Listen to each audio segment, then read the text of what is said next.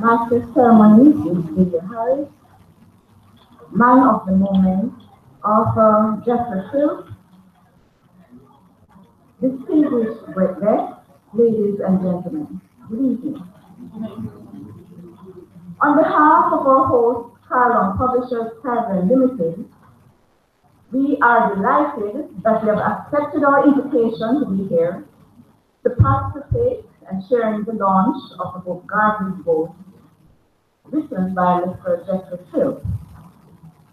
Carlong is committed to publishing and distributing quality reading materials as we remember that the great Marcus Garvey said, one must never stop reading. Read everything that you can that is of standard knowledge. Don't waste time reading trashy literature. The idea is that personal experience is not enough for a human to get all the useful knowledge of life, because the individual life is too short. So we must feed on the experience of others in the soul. We are honored at this event that is being held in conjunction with the Liberty Hall, the legacy of Marcus Garvey, and the Jamaican Music Museum, to have with us today, representing the Honorable Olivia Babs-Grange, Minister of Culture, Gender, Entertainment and Sport, Mrs. Lalita Davis-Mattis, Board Chairman of the Jamaican National Heritage Trust, Mr. Steve Golding, Chairman of the Board of Liberty Hall and President of the Universal Legal Association. Not here, but he's here. Dr. Shani Roper, Acting Director of Liberty Hall. Dr. Janice Lindsay, Acting Permanent Secretary, Ministry of Culture, Gender, Entertainment and Sport. Mr. Geoffrey Philp, our esteemed author. Mr. Vivian Crawford, Executive Director, Institute of Jamaica. Mr. Herbie Miller, Director, Jamaica Music Museum. Members of the boards of Carlong Publishers and Sampson Bookstores, and several other distinguished guests. I want to read that when a book raises your spirit and inspires you with noble and courageous feelings, seek no other test of its excellence. It is good and made by a good workman. Prepare yourself to be challenged, excited, and inspired as we launch Garvey's Ghost this evening. I take great pleasure in extending a warm welcome to each guest here and appreciate that you have taken the time out to share with us. Do have a memorable and beautiful evening. Thank you.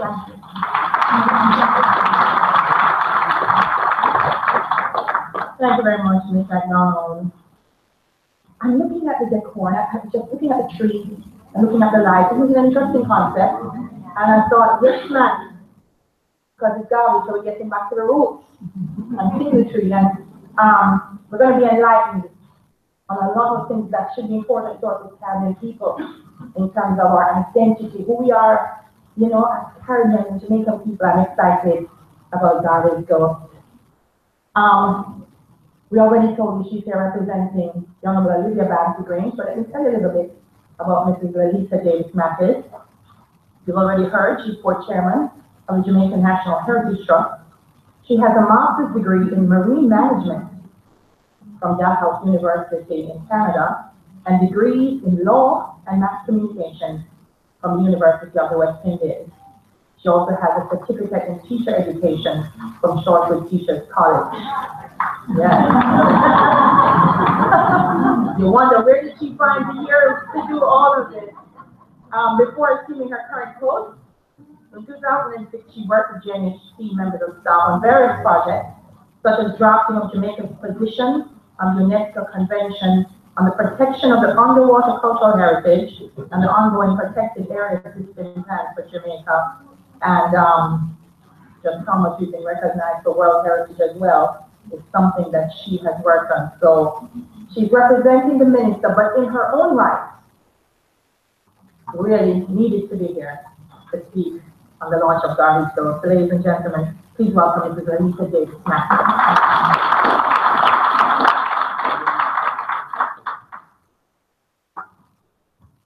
Thank you, Madam Master Ceremony, distinguished guests, also. Good afternoon, and I am reading Minister Grange's speech.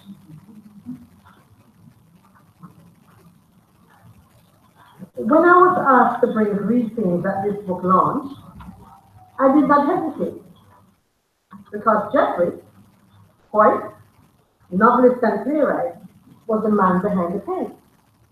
Then when I saw the title of the book, Garvey's Ghost, it started my imagination as I began to wonder. Garvey is a celebrated man, but I have never heard of any reference to Garvey as a ghost.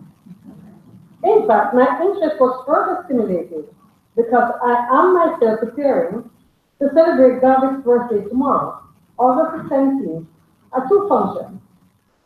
One in Kingston at the National Heroes Park, and the other in St. Anne's Bay, home of the national hero.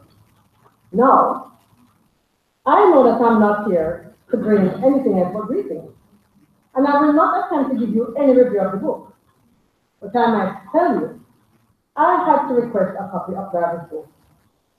I'm fascinated at the manner in which Geoffrey skillfully intertwines and positively manipulates the teachings of Garvey within a narrative that is reader-friendly, so subtle, yet so determined and with a strong message amidst a fictional mystery. This book launch is well timed, as we celebrate the right excellent Marcus Garvey and Geoffrey's penmanship, combined with his creativity and poetic poise. I leave with you this extract from page 125, 222, rather, of the book. Garvey changes how we see ourselves. Garvey tells us that we are beautiful, intelligent people, but all we have to do is wake up to the truth about ourselves. So Geoffrey, congratulations on another wonderful and insightful piece of work. A reminder that matters of our culture and heritage are not confined to history books and commemorative events, but that we can celebrate ourselves and our heritage through that which we pray for most all, love. Ladies and gentlemen, have a pleasant weekend. Thank you very much. Words are everything, huh? When you hear the term ghost, you think of something that's moving, so my darling, that's what I thought. I said, if it is named Garvey Duffy, people would have said, no, what is the horror book? But ghost made it sound so serious and so wonderful.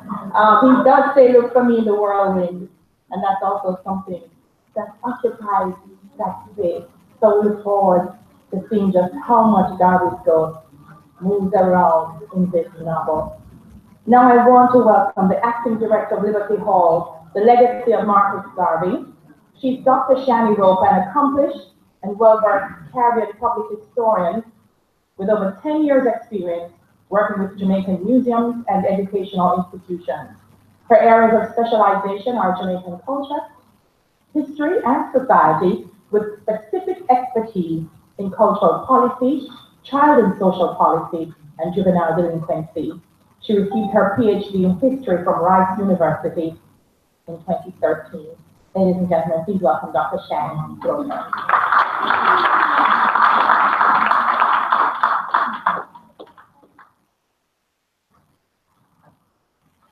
Good afternoon, everybody, or good evening, Madam Master Ceremony, the flight to Marcus Davis, and and other members of the audience. Over the last few months, we have experienced in the public space a lot of discussion about the treatment of national icons, such as the Right Excellent Marcus Garvey and Louise Bennett. While much of this discussion has been negative, it is an opportunity for us to begin greater discussions about culture, national identity, and the way in which we move forward in the treatment and impact of our national icons in everyday life. This collaboration tonight is part of an ongoing effort by Liberty Hall and the Jamaican Music Museum to have us think critically about the impact of Garvey on Jamaican society and culture. And so we take this opportunity to participate in the launch of Garvey's Ghost so that we can begin to think or have a different kind of discussion about culture, national identity, and the work of our icons in our everyday life. So I want to thank Mr. Geoffrey Philp for accepting our invitation to speak on relatively short notice. And we've also taken the opportunity of the launch our journal tomorrow. So we hope for those of you that are here too, that you will come tomorrow. Thank you very much for coming tonight.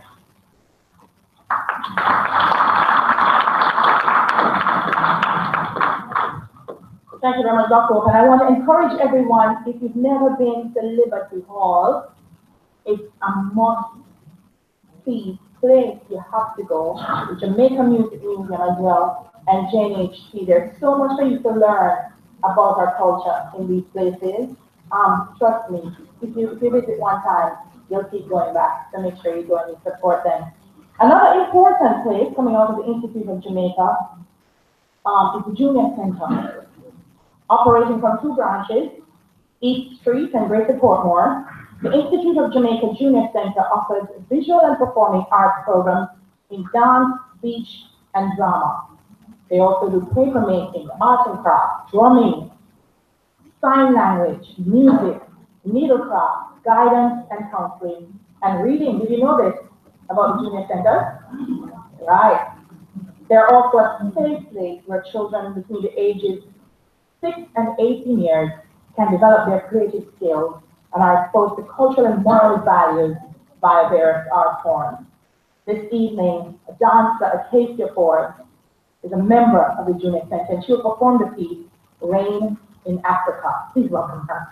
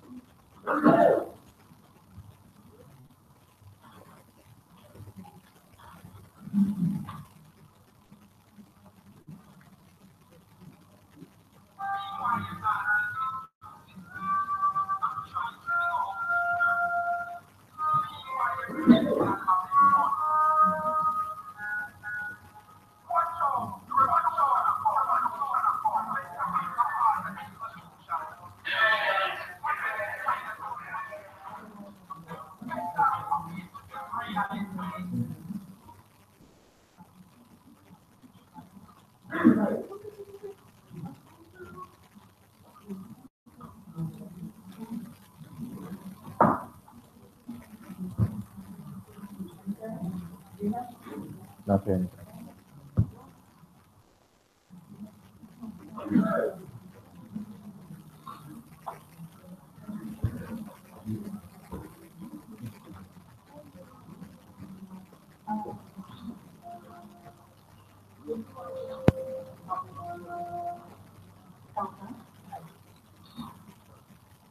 Do you have a case on the phone? I'm trying to figure out these lyrics. Meanwhile, it's drinking and having fun. What so? Revolution of thought. Make a big apart of revolution. This might be the final contribution. Make out a piece of reality.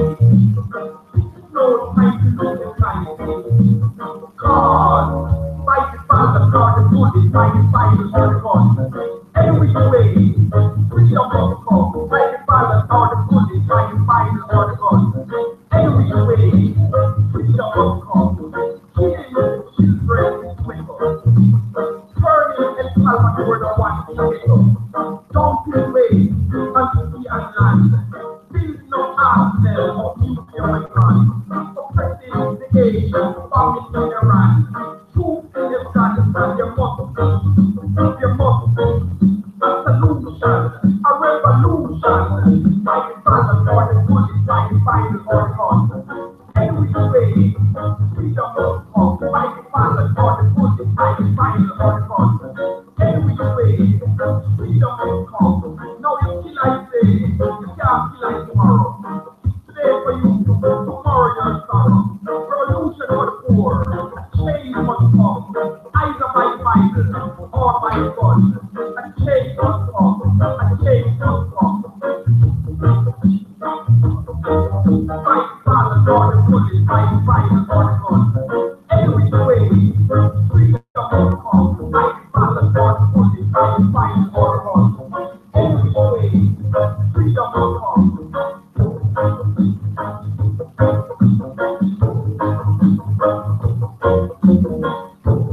Food,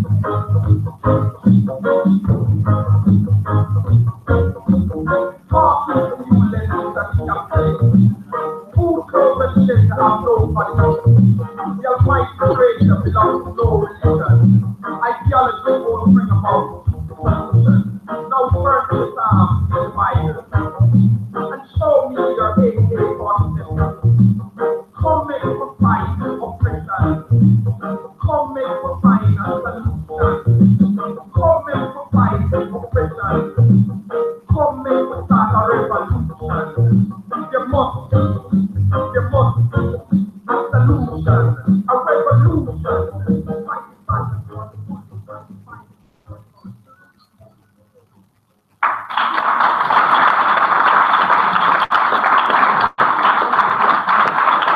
Thank you very much, and thanks for doing there for us, the rain in Africa. Here, because we're going to launch Garvey's Goals, but we also want to hear some more from author Geoffrey Philp, and to introduce him this evening will be the publishing manager at Carlong for the past 4 years, an educational technologist in charge of leading the creative team of commissioning editors, production, and administrative personnel. Ladies and gentlemen, to introduce our author, please welcome publishing manager Sonia Beck.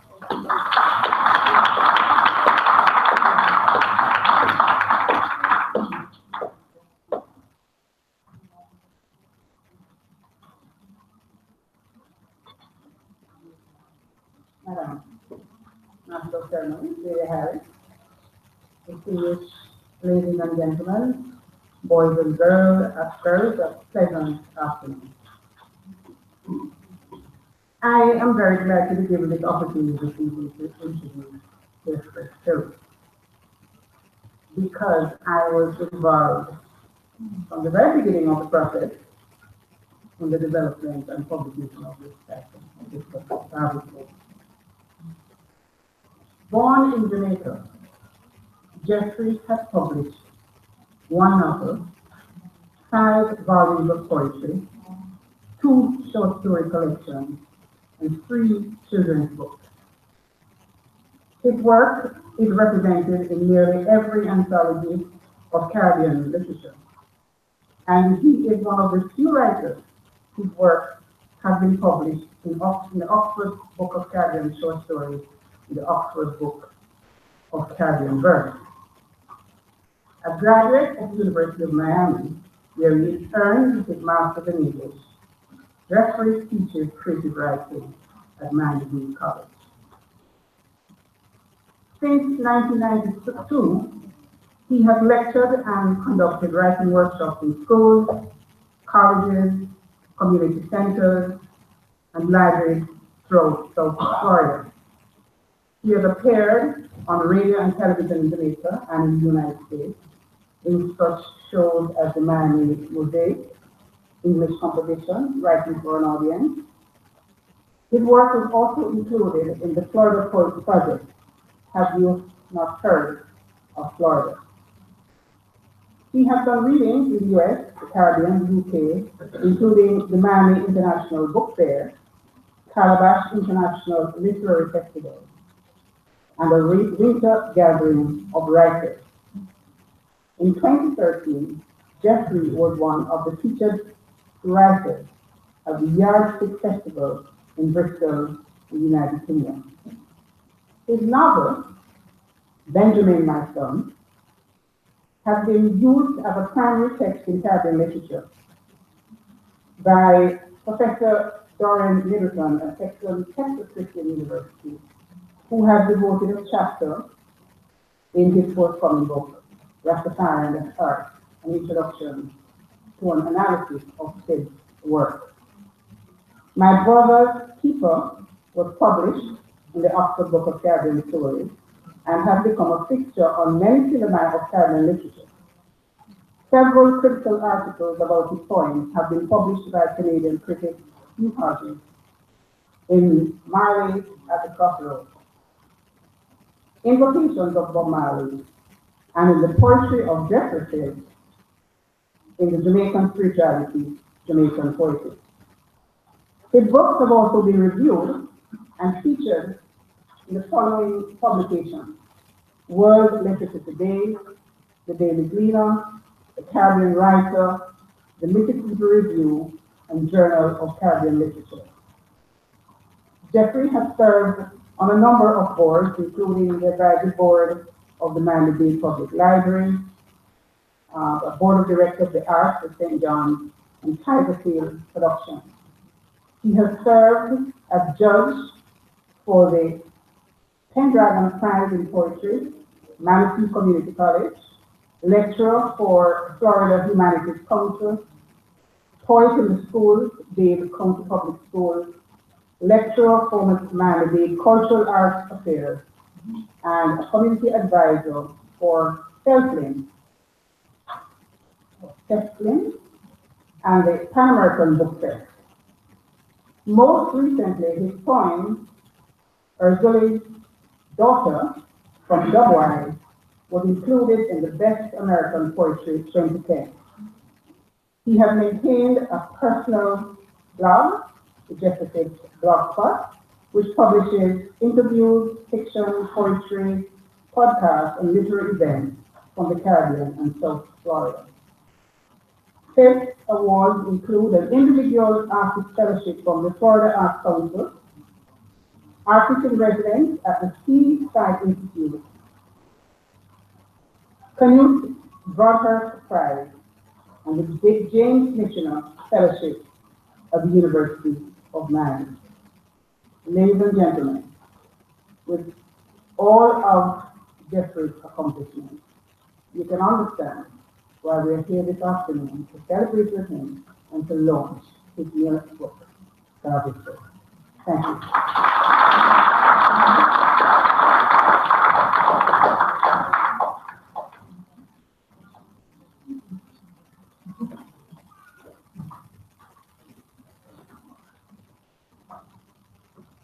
It feels good. Distinguished guest.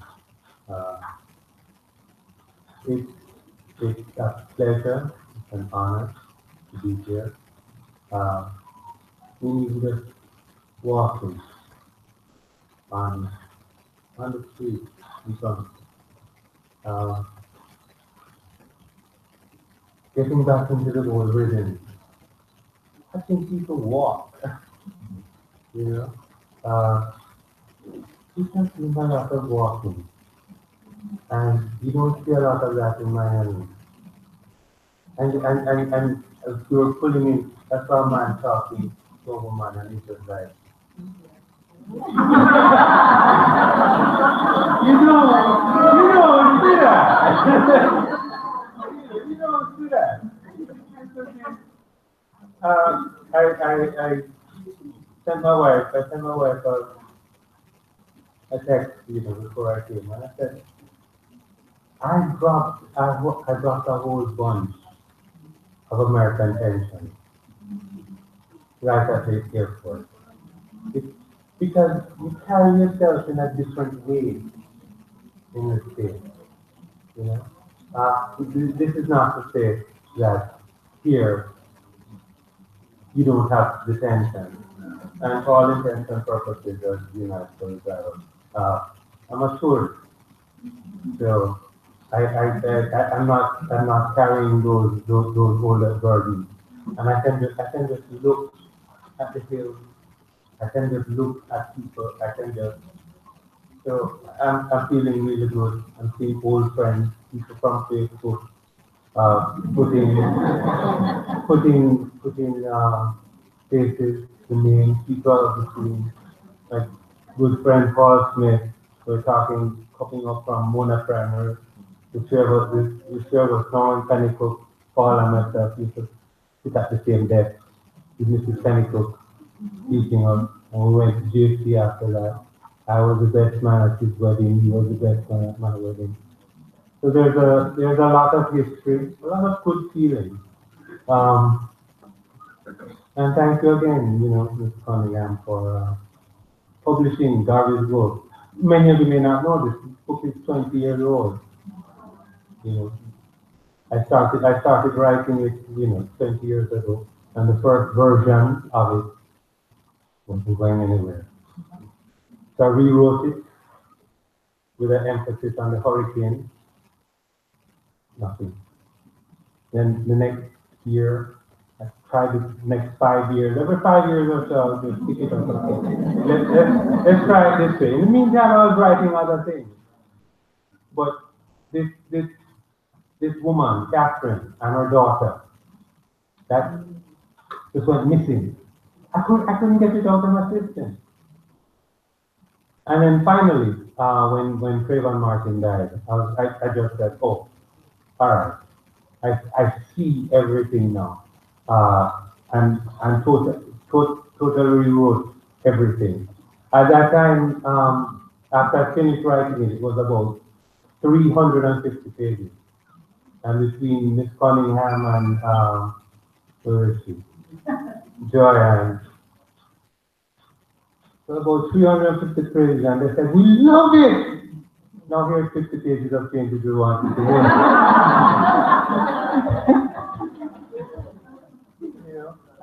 And we fought, and you know, I made some compromises. Joanne didn't make any. You know, but it finally came out to be something, you know, I'm quite proud of. Because one of the things why I decided also to make a compromise is because, you know, you're supposed to be an artist and you're not supposed to make compromises with your work and, you know, that sort of thing. And in some ways, I felt like I was betraying the original vision. And the thing that motivated me the most, every time I made a compromise, I was like, and I told Joanne this, I was like, it is only because of Garvey that I would make this compromise. Any other book?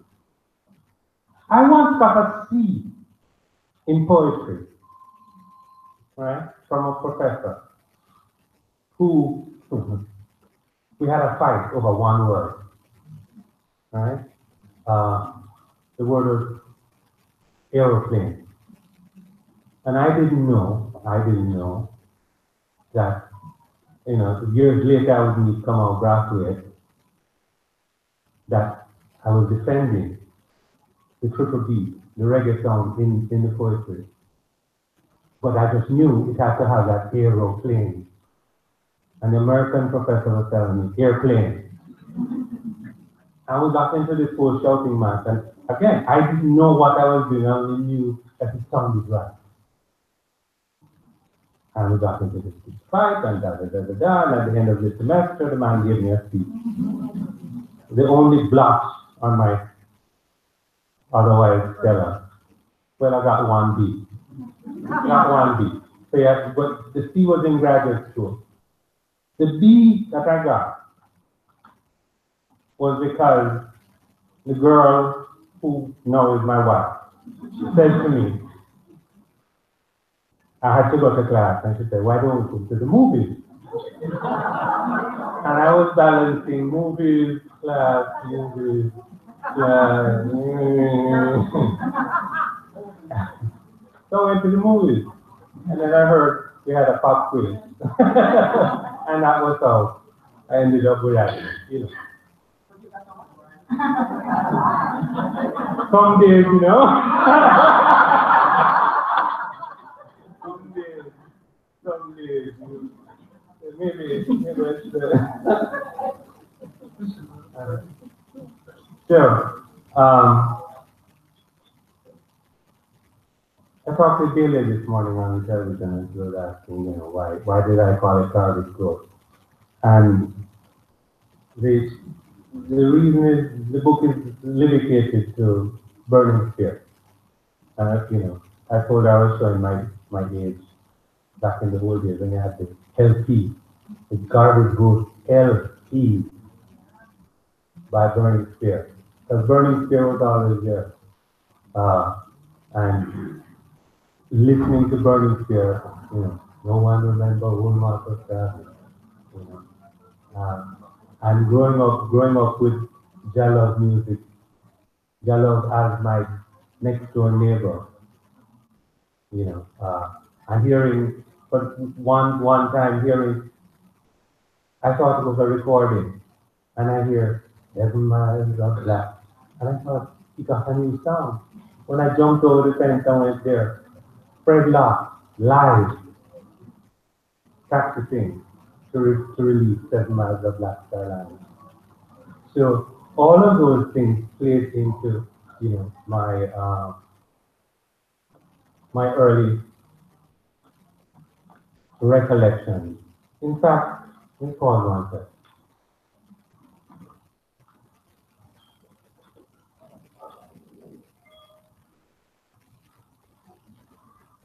And I'm talking extemporaneously, but I have a poem here that will sort of explain, and then I will get straight into the reading.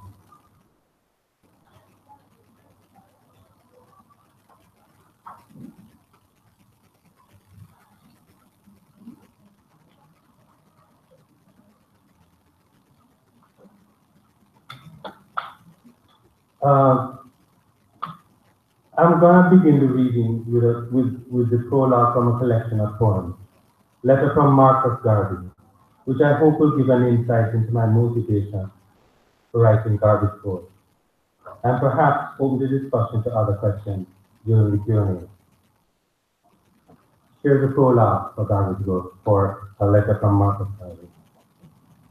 No matter where you come from, as long as you're a black man, you're an African. That Peter Tosh. Brown man, what did I defend? Greeted me in the afternoon while I unlaced my sleeve. Scrimmage, skins versus shirt. When that whitened whaler, beardsman, locksman, rastaman, peacock, sweat dripping from hand that I taught Bob percussion, schooled me in the teachings of Marcus. Those were hard lessons. When, with all the drills I had practiced with my coaches, those years of privileged innocence, I still couldn't touch the ball, when Chico shielded it with his spindly legs that had trod through the hills of Babylon and scampered through the streets of Frenchtown. But he was patient with me, night after night, when moonlight dripped from tamarind leaves on our crowns.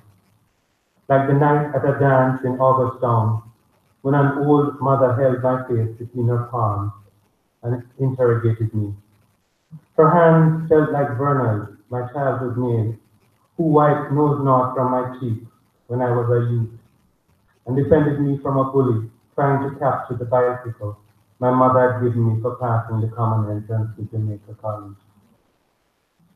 I was cut to, your rank and out about a pissing-tail dirty boy, Verna screamed, and pulled a knife she had buried under her blouse.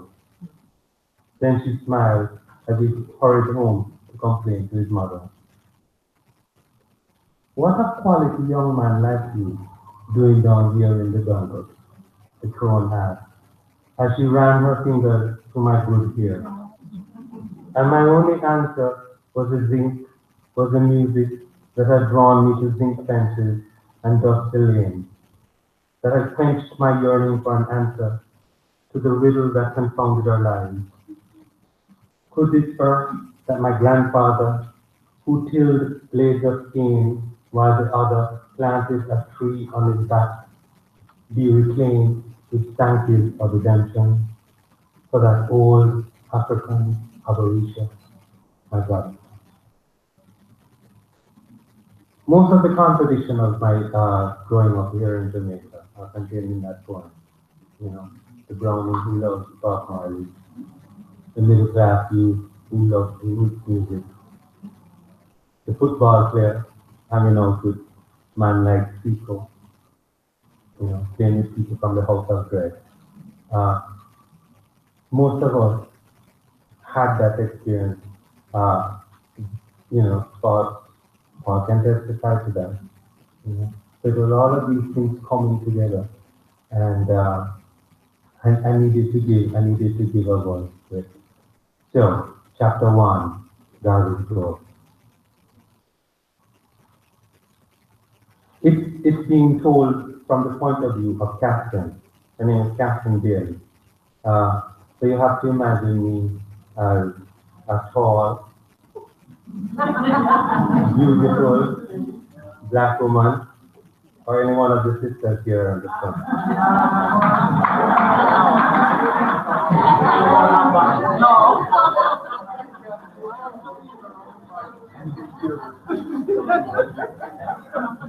I hope you edit out that part because my wife, if she watches it's gone. just cut that part. For once, I wish I'd taken my father's advice.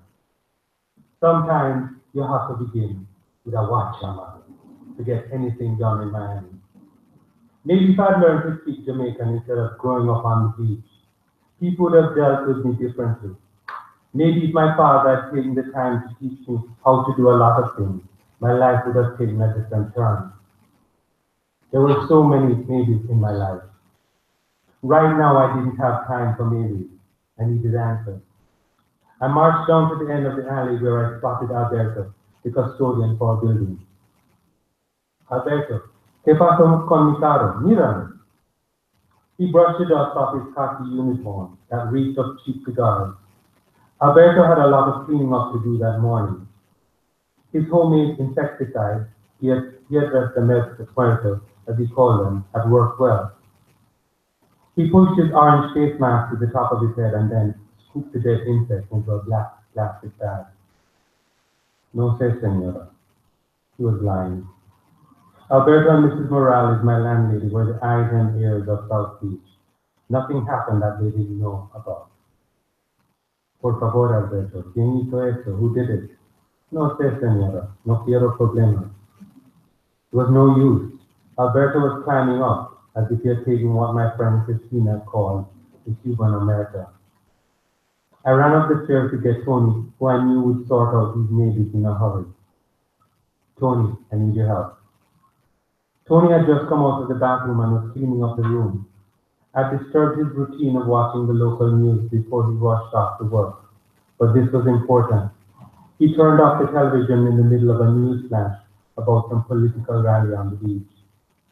Taking Tony by the hand, I led him through the front door and pointed to my car. Is this what you brought me down here for? To look at your car? Look closely. Tony walked cautiously around the car until he came to the passenger side. He stared at the window. Who did this? I don't know. Alberto probably saw who did this, but he wouldn't tell me. But I'm gone. He must have run away when I came to get you. What? All right then. Unless he just quit his job, I am going to find him. He's going to tell me. But first, let's go upstairs and file a police report so that the insurance company will pay for the damages. God, I love that man. If anyone could make something good come out of this disaster, it would be Tony. He always said he could smell a lawsuit a mile away. As I walked up the stairs, Tony examined the car for clues. He wasn't touching anything, just staring at the side of the car, the seat, and the radio. It felt so good to have him in my life. How had I been so lucky to end up with him? Tony reminded me of those male models in the magazines in the supermarket. High forehead, straight nose, and dark what my co-workers at the nursing home would call good hair. Tony spied me looking at him and smiled. Don't worry, I'll get this sorted out. What would I do without you? You can count on me, honey. I'm surprised the neighbors didn't wake up in all the excitement. Or Jasmine, I should check on her. I knocked on Jasmine's door. No answer. Strange. Jasmine was a light sleeper.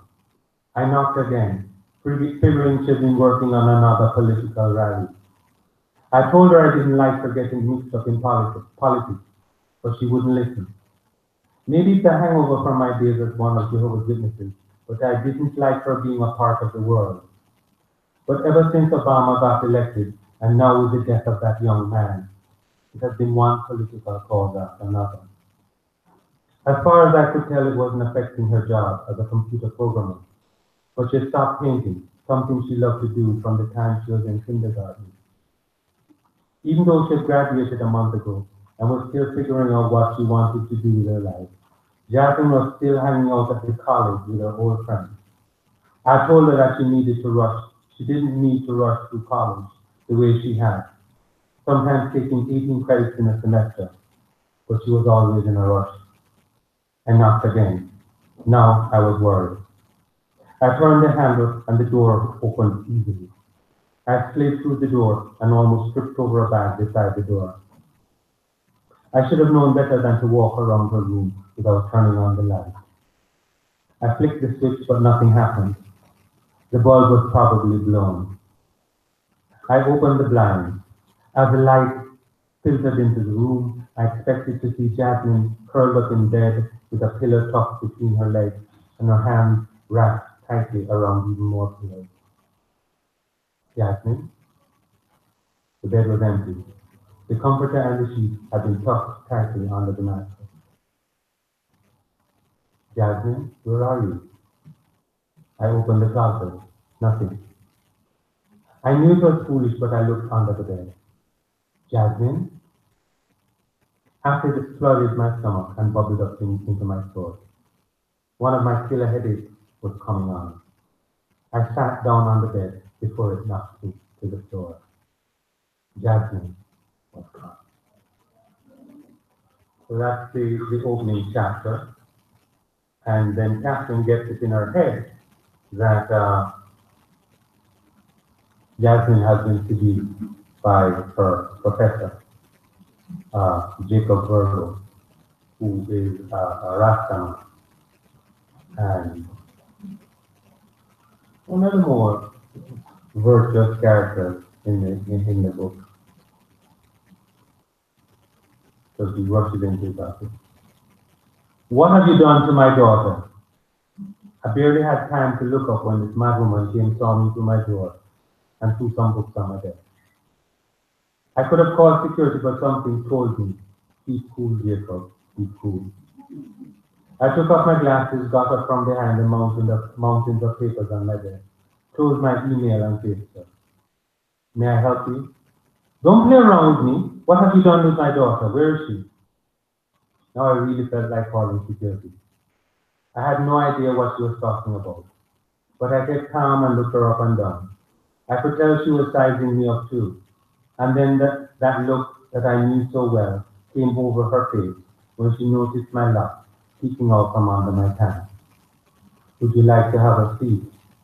I'm not sitting until you tell me what you've done to my daughter. And I won't answer until you're seated. The two of us squared off. She looked around the room at the photos, books, and the plaques on my wall. Then she looked through the window behind me and touched the back of the chair. Please, have a seat. My name is Jacob. I know who you are. In a way, I was relieved. At least it wasn't random. But that didn't change much. I wasn't going to move on till she sat. I moved closer to my desk and she put her bag on the chair I usually reserve for students during my office hours. Please. She sat down and eased back into the chair, all the while maintaining eye contact with her. What's your daughter's name? Jasmine Bailey. I was surprised. Jasmine was one of my best students, but this was not how she had described her mother. What happened? She reached inside her purse and I remained calm. Yet the thought did cross my mind. Did she have a gun? A knife? She pulled out what looked like a police report and slammed it on my desk. Jasmine ran away from home. Where is she? I haven't seen Jasmine since last week. She ran away? Why? I don't know. She was becoming more emotional. I pulled out the desk drawer and handed her a box of tissues that I kept for students who needed to tell me about some problem they were having at home or why they hadn't turned in a paper on time. So why do you think her running away has anything to do with me? How do you explain all this in her diary? She pushed the book toward me and I rolled my chair back toward the window. I can't read those. You must. I've marked the pages. I really can't, Mrs. Bailey. Call me Catherine. She pulled out one of the tissues and dabbed the corners of her eyes. I really can't, Catherine. Please, Professor Burgo. Okay, call me Jacob. I picked up on the diary, skimmed a few pages, and that had drawings with text, and then I stopped. It was too embarrassing to read anymore. I knew that Jasmine had a crush on me. She came to my office many times and, so you admit? I'm not admitting to anything. Then how do you explain the part, I don't date my students, I said. I understand your concern, but I don't do things like that. I had to be firm. I closed the diary and put it back on top of the others. I wish I hadn't read them, but the detailed drawings that Jasmine had done captivated me. I knew she could draw, but I didn't know she was that talented. So why did she come to see me? Jasmine came to see me because of the Pan-African Students Club. The what? The Pan-African Students Club. Before she graduated, she had been the secretary. This is news to me. The Pan-African Students Club invited a speaker, Russell Davenport. Who's he? He's a popular speaker on the college circuit. He lectures about Marcus Garvey. Marcus who? Marcus Garvey, the famous Pan-African leader. It didn't register with her, and it was no use trying to stuff my lectures about Garvey and African redemption into 1 minute. The Pan-African students had invited Russell Davenport to come and speak to their club. They wanted me to introduce Davenport, and I declined. Why did you do that? As far as I'm concerned, Davenport is a fraud. He's the complete opposite of what the Pan-African Club or what Marcus Garvey stood for. What makes you say that? Davenport claimed he would give his life, as Garvey did, to lift up black people. Don't believe him? Let's just say I think he's using the shooting death of Trayvon Martin, whose only crime was being black, to further his own career. Jasmine felt something needed to be done, so she invited Davenport to speak to the club. I knew she was agitated about something, but I didn't know she would go this far. She's a very passionate young woman. I know, believe me, I know. What happened, Captain? So then they get into this whole discussion and they start going back and forth. And she asked, she really wants to push Jacob, that here is this black man in his late 30s who doesn't have any children. So she kept pushing. How come you don't have any children? It was a question that I've been asked in many different ways, but it always boiled down to this. How come a black man like this didn't have any children? I'm having too much fun teaching other people's children. That was as much as I was going to say. But the truth was I wasn't ready. And any man who fathered children without being able to support them was unworthy of Garvey. Besides, if I ever got married, it would have to be to a woman like Amy James Garvey, a woman I could trust to go through hell with a king with me. And so far, I've never found a woman like that. She loosened her grip on the purse and gathered the diary back into her arms. Then she searched through her purse and handed me a business card. I won't take up any more of your time. If you hear anything, that's my number on the back. My home phone number is on the back. I had the bag under my desk and searched for my business card inside my wallet. I didn't have any at the college, so I gave her one of my personal cards. What kind of name is that? Pipe Cop Jackson. It's the name of my band, an homage to Lee Scratch Perry, the great reggae producer. I could see that the name didn't mean anything to her. It shouldn't have. Catherine gathered all her things and I escorted her to the door. She walked down the hallway and slipped between the closing doors of the elevator. I went back to my desk. The mountain of papers was still there, waiting to be graded. It was going to be a long day. My students were just beginning to grasp how Miles Davis and Coltrane had changed musical talent. papers and they looked back at me. The papers weren't going to budge until I made the first move. Swiveling in my chair, I backed up toward the window, looked down at the parking lot, and watched Catherine walking towards her car. When she first walked into my office, it was hard to tell where she was from. But now I could plainly see she was a yardie, walking with that distinctive yard woman step. It was in the dip and roll of her haunches that shuddered in her spine and trembled in her calm. I glanced over to the books on my shelf, filled with the lies about the origins of reggae. The origins of reggae were right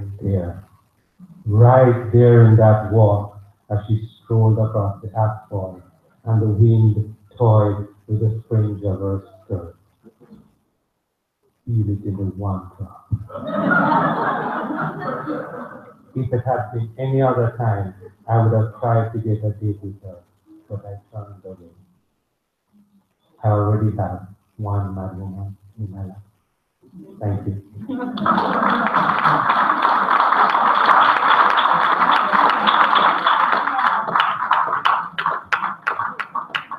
Wow. Humor, suspense, intrigue, history, culture, you name it, all in Garvey's Gold. Are you as excited as I am to read it? Barbara, I know you were listening and you saw the movie unfolding before your eyes. I sat there and said, actually, Barbara's seen it for moving across the screen. And I know for Herbie, the musical references were very, very important. Wonderful. Another one of applause for our author.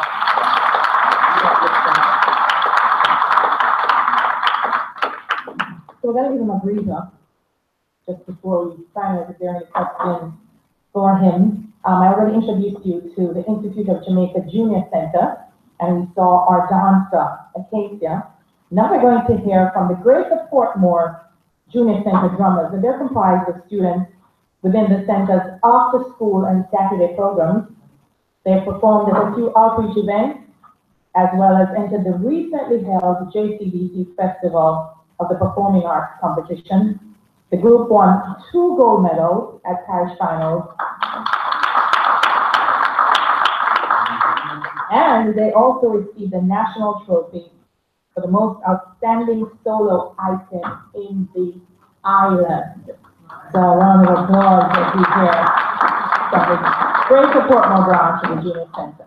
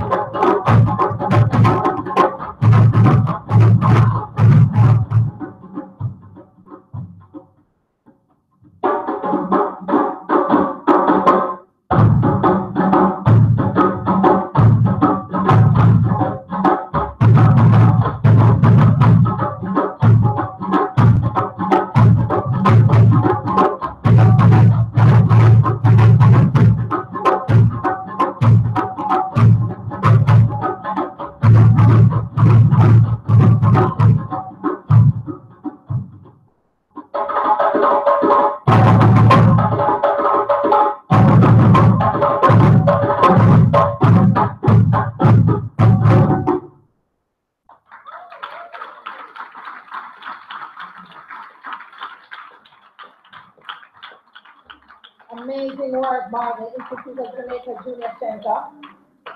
We can see why they want those medals, right? Awesome. Now, ahead of our question and answer, I want you to turn your attention to the screen.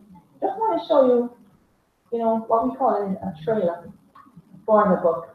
So here you have Garvey's Philp.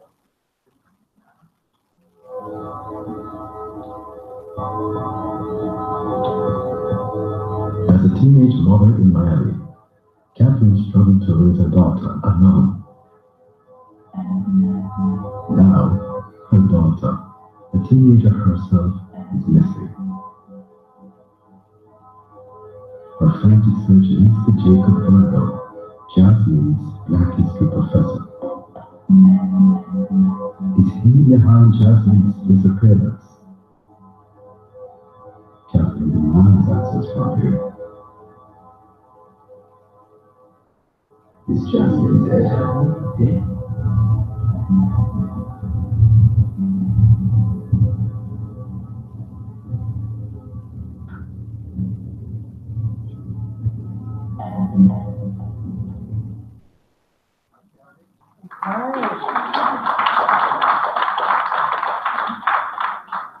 And then we'd like to open the floor if there's anyone who has any questions for our author or our publisher.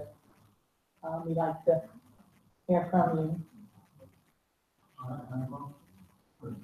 How are you, sir? You are? I am Norman calling from Jamaica. I am a teacher,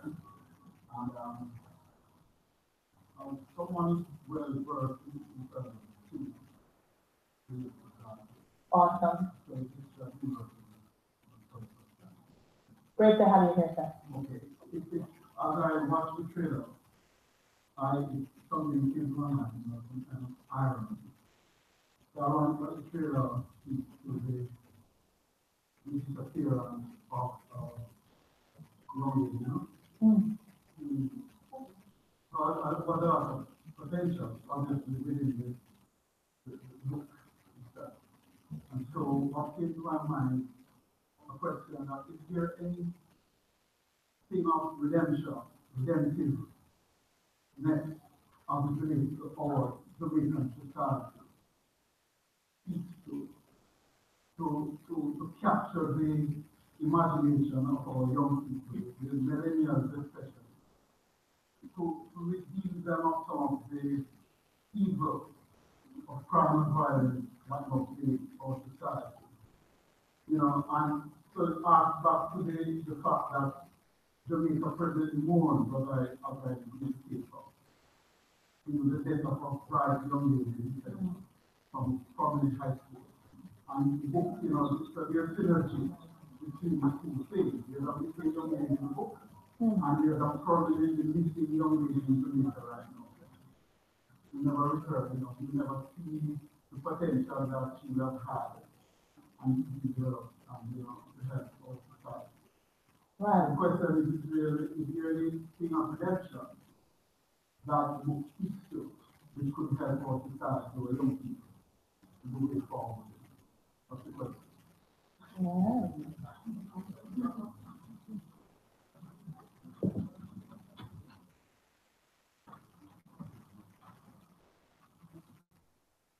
I could give you a split answer to apply the book, which is probably have to do. But as you can tell, that I took 20 years turning this book over and over and over again. There's a purpose behind me writing. So I can promise you that there is a redemptive value in this story.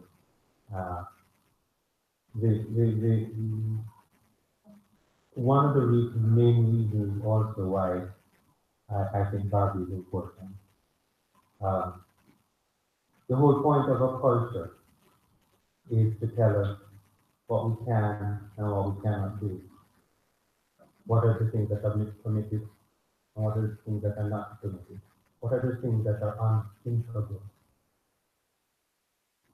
And I think if we had a thorough grounding in Garvey'S,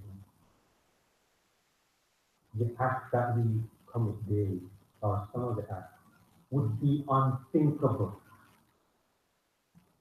because it would be within it would be within the culture.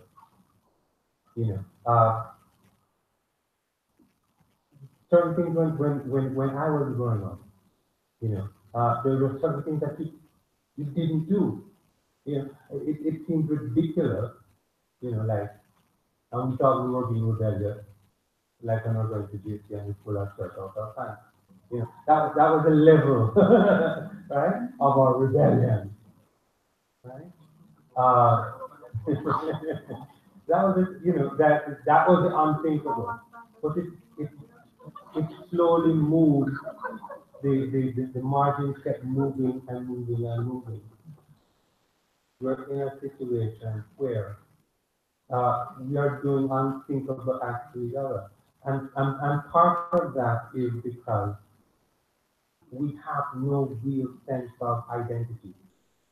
So if you have that strong core, and kids and who are being educated, then even if you heard, in fact, when you're growing up, yeah, I heard, well, you're not doing it in my house, right? You're not doing it in my house.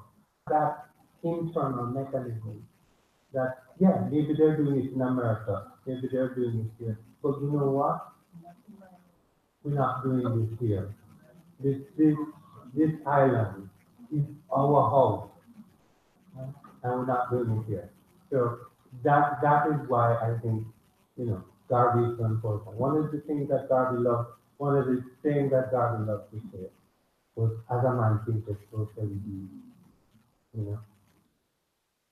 And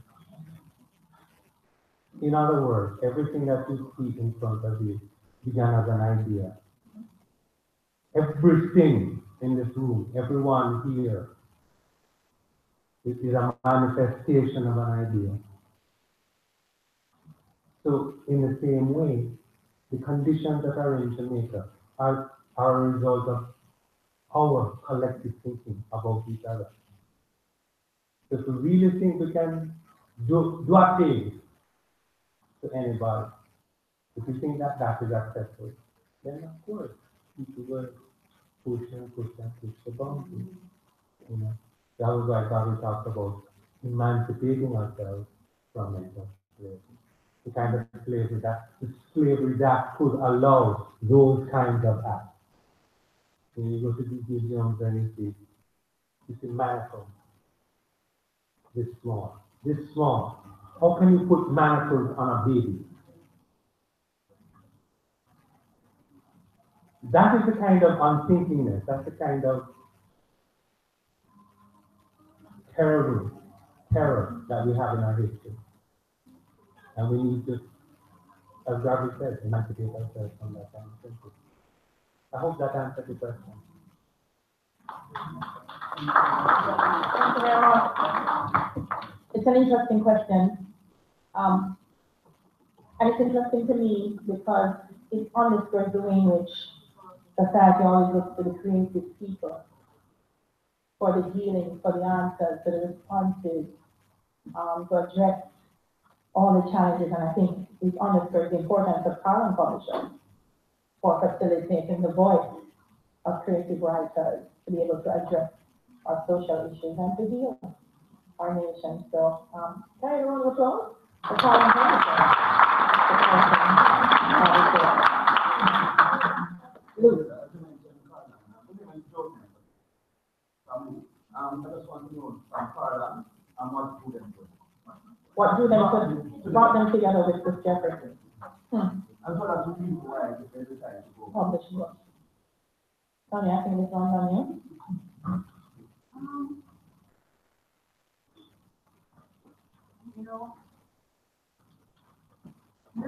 Why did you When I first when I got an email from Geoffrey, he actually sent me something to do with a children's story. Yeah. And I read it was a full manuscript, so a couple of pages of the manuscript. And I liked what I saw, but I said, I think I want to see in a comic form. Because I wanted something that could draw the boys to. And because we were having issues with, boys reading and so on. I said, we want the boys to read, but we want the boys to read in a fun way. So I wrote back to him and I said, and we started emailing back and forth.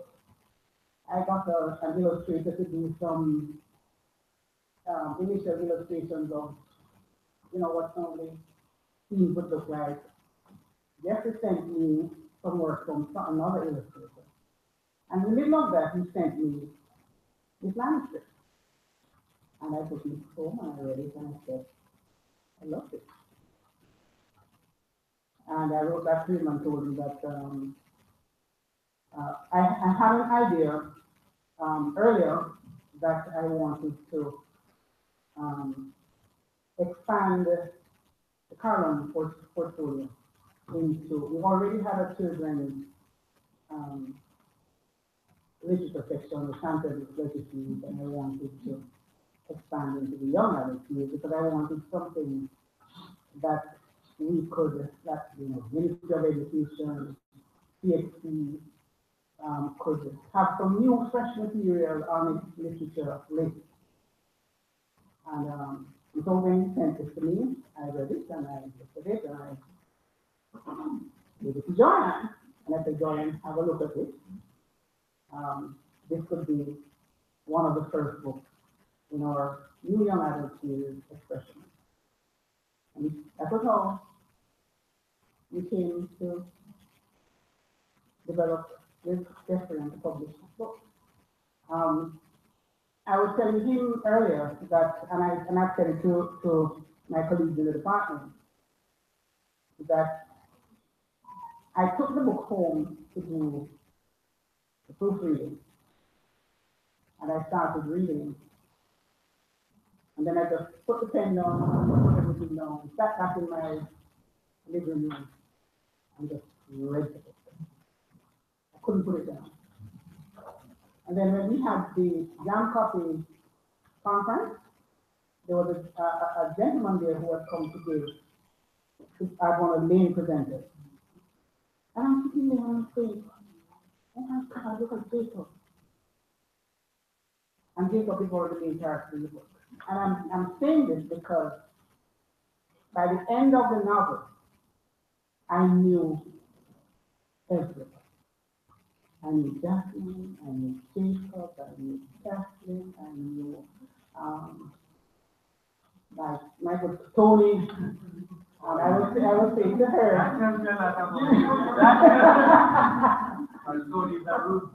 Tony. And so that was how I came to the working with, or the department came to the working with to develop it.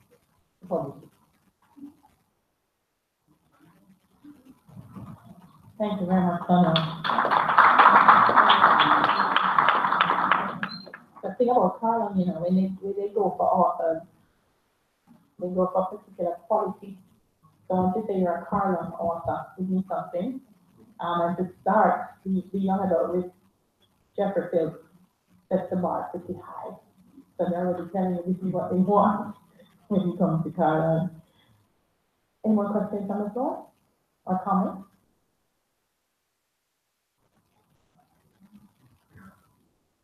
All right, well, Geoffrey's going to be around because we are going to have the book signing. Yes, Kingston. Oh, well.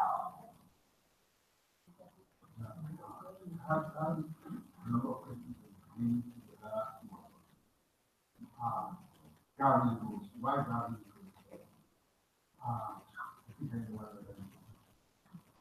Why do we need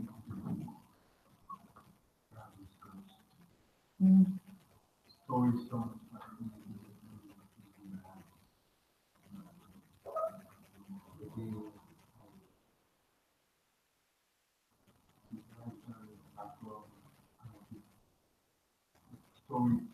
Right.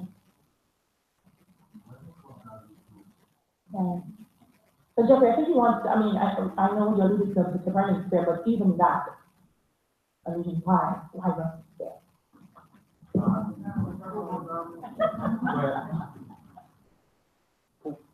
One of the lines that we cut.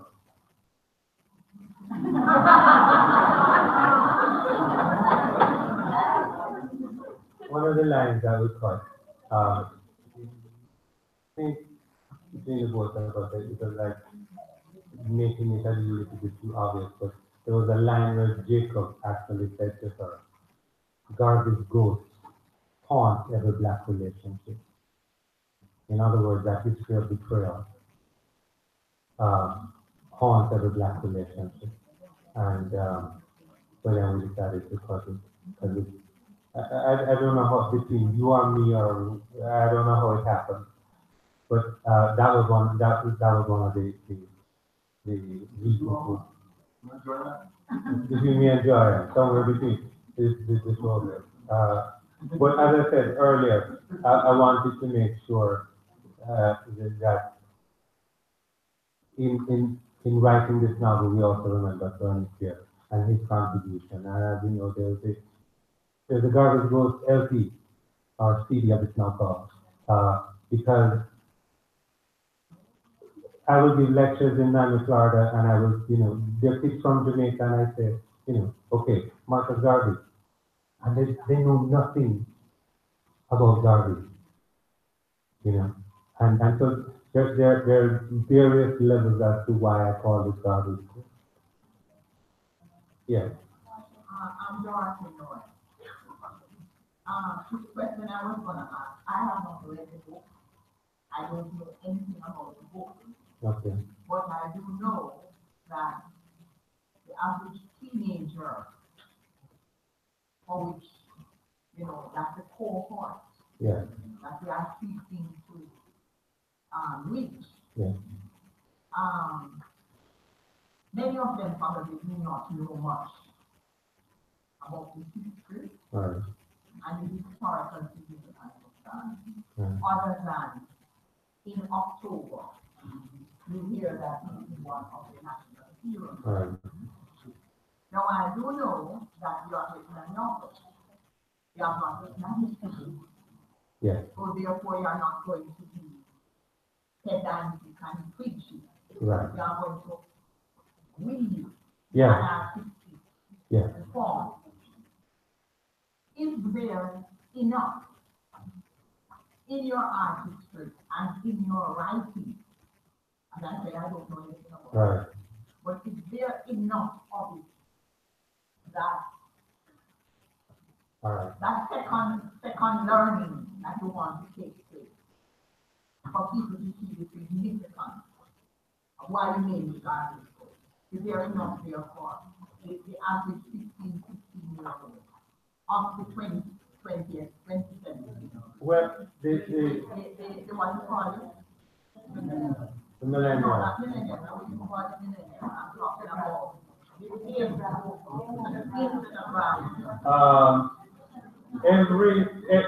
well, all right. In the novel, every now and then I will just drop in a Garvey quote. But the thing is to drop in a Garvey quote within the context of how the characters are speaking. So I'll just give you a little case. Because it's Jacob. So this is from the viewpoint of Jacob. Generals, I wasn't looking forward to going home. But what is to be must be. To me, that was the madwoman he was talking about. Was there waiting for me, and there was no escape. I tried to get out of the meeting her by saying I was going to visit our county commissioner, who had helped with a county-wide proclamation declaring August 17th Marcus Garvey Day. When the commissioner had asked why I was so insistent about the celebration, I quoted Garvey's African fundamentalism from memory. We must canonize our own saints, create our own martyrs, and elevate the positions of fame and honor, black women and men, who have made their distinct contribution to our history. She never asked again. So it's weaving it in and out, but it's fine because again, as Delia said this morning, first it must be a story. You know, if it's not a story, it is failing. So first you have to tell the story. The story must be there. But then, you know, in the places where you can drop in some wisdom from Garvey, you drop it in. You know, I mean, even in the part that I read there, when he said, the only kind of woman I would marry is somebody like Amy J. Garvey. So if you really check out the history of Amy J. Garvey, she's the one who kept Marcus Garvey's memory alive. When he was in jail, she was the one who put all of his letters together, put together the philosophy and opinions of Marcus Garvey. If there was anyone who you know, should take the lion's share of credit for keeping the name of Marcus Garvey alive, is Amy J. Garvey. But I know that will only appeal to a certain amount of students, those who are curious enough, you know, to go. Which is why we started, my discussion with Carlong started with perhaps doing a comic book, you know, with Garvey. We're still working on it. We're still working on a illustrator, but we do want to do an illustrated life of Garvey. But again, not just the, you know, the scene, in fact, that we have drawn up is a scene where Garvey, the little white girl, comes to Garvey, and you know, she's talking with him, and the maid sees Garvey talking with a little white girl. Her name is Joy. She's the preacher's daughter, and she immediately goes and tells the preacher, "Your daughter is talking with that little black boy." And father immediately takes his daughter. She was 14, 15 at the time. Took her away immediately to Scotland, sent her from Scotland immediately, and told her, stay away from the nigger. That didn't want to work into the comic book. So, you know, we have a lot of things we're working on, but time and money. Yeah. It's interesting that you mentioned that little girl. My name is Camille Moore from Carlong Publishers. There was a 2-hour documentary last night on TV about Marcus Garvey. I wasn't able to watch all of it, middle, front, and the end, but I caught that scene with that little girl. Yeah. And how they showed it, he was really black, the portrait really black and really white. The portrait is part about him. It was Carlong that married him. And the portrait is part where, yes, after she reached a certain age, straight to Scotland or wherever. You know, so I'm interested in that part as a part of a comic book, right? Because last night I got so much of Garvey that I've not known in so long of my years. 2.5 hours. So it's interesting that you mentioned that. Well, the book of poems that I'm working on right now is a bio poem of Marcus Garvey's life. Again, I know it's a sort of select audience, but I'm coming at Garvey from every angle possible, you know, because also the original that I sent to her was a reader, Marcus Garvey. It was written at a 3rd grade level. And that is done. That is sitting on my shelf. That could easily be turned with illustrations and everything else into another book. As I said, that is done. But I think Garvey's work is that important. We just have to find an illustrator who can do it in the right way. Because here's the thing, I know that what we're talking about on TVJ, I know it, but I have a different way of telling that story, of what really got Garvey on the path to becoming a human rights leader. but it's not that. Not that. So, well, you have to wait and see.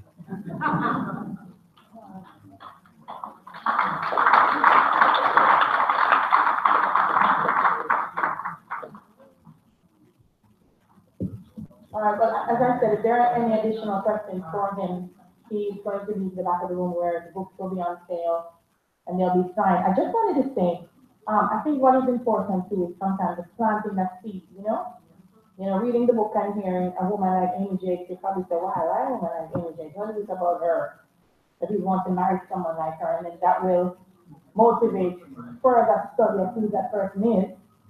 That's one thing, but also that it is a collective effort.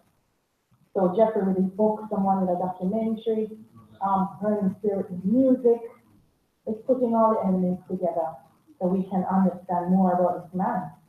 It was our first national day here in Jamaica. You heard so much about Joanne Bramwell. She's probably afraid to come up. But she's one of two commissioning editors in the publishing department and has been with the company for over 3 years. Goal is to identify publishing ideas, develop project profiles, identify authors, commission them, and guide them through the writing process, the submission of a publishable manuscript. And if you know writers, that word guide should really be how you negotiate with them.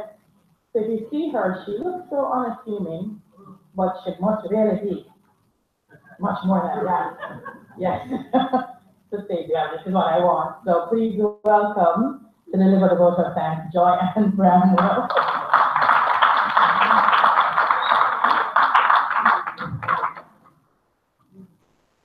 Yes, I'm afraid to come up. Can I get you? So, our master of ceremonies is Delia Harris. This is Lolita Davis Mathis, representing the Honorable Minister Olivia Babs-Grange, Minister of Culture, Gender, Entertainment and Sport. This is Shirley Carvey, OD, Chairman of the Carlong Board. Mr. Carl Carvey, Director of Sampsters. Dr. Shani Roper, Acting Director of Liberty Hall, the legacy of Marcus Garvey. Mr. Herbie Miller, Director of the Jamaica Music Museum, JAM.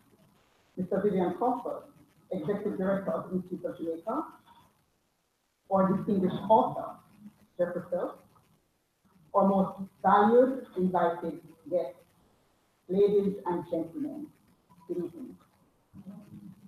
Firstly, I must say a very big thank you to the board chairman of the Jamaica National Heritage Trust, Mrs. Lolita Davis Mathis, for representing the Honorable Minister Olivia Grange.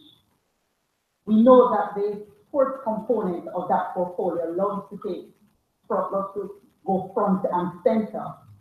But please convey our gratitude to the Minister for never neglecting this cultural aspect, such a critical component of what makes us who we are as a people. It is evident that the Minister is very cognizant of this through her continued involvement in the nation's cultural development at the very highest level.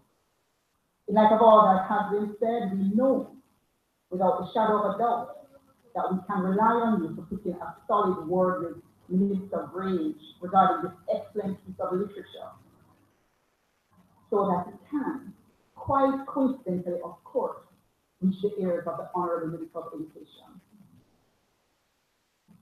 To our charming MC, Delia Harris, thanks for being the super glue that held all the pieces together so beautifully this evening. Your quick wit and keen sense of humor stimulated our senses. Enjoyment of our evening. Mrs. Esther McDonald, Financial Controller, Carlong Publishers, thank you for your warm words of welcome, ensuring that all felt welcome, both individually and collectively, and setting the context for this, or celebration of Professor Philp's latest work of art.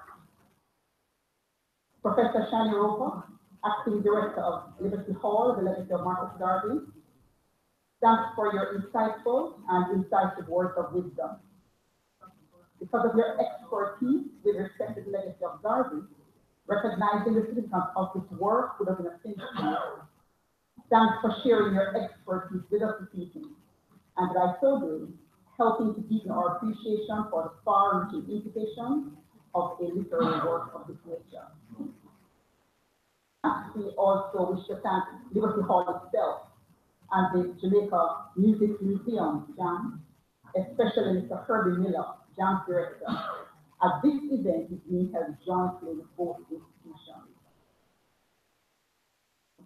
So the Institute of Jamaica Junior Center drummers and the dancer, represented by Acacia Ford, who performed Rain in Africa. Thanks for bringing the rich melody and movements of our ancestral heritage to our celebration. We see clearly why you're an award-winning team. You were such a delight to see and hear. Sonia Bennett, Publishing Manager, Carlong Publishers, thanks for your very able introduction of Professor Geoffrey Philp, the author of Garvey's book. And now, to the professor himself. What a delight it is to finally meet you. All of our interactions have been online, by Skype, by email. So now you're here, live and in living color. Thanks for continuing to recognize the importance of Garvey's life and work, and for putting in the sweat equity necessary to subtly and skillfully weave into novel form its potential impact on the lives of individuals and communities alike, as they struggle to find themselves in very diverse cultures. Thanks for being here tonight, for sharing your heart, for lending us a piece of your mind. The readers will be richer for the experience. And because you are so special, we have a gift for you from Carlong Publishers. I want to invite the front and listen for you.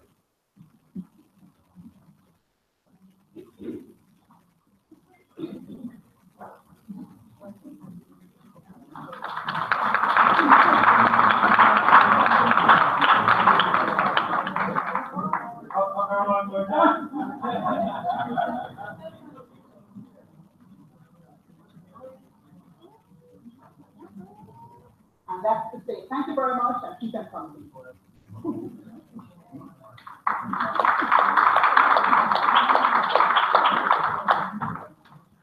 And finally, before I close, I just want to say a very quick thank you to the media.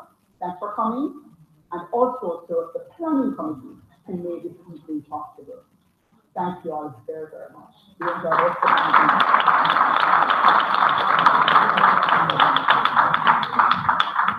Thank you very much, John and Professor. I think that's a peace offering. Thank you, too. With that said, I just want to thank everyone for being here this evening as we launch and celebrate Garvey's Ghost. Invite you to get your copy. Professor Kelly will sign for you.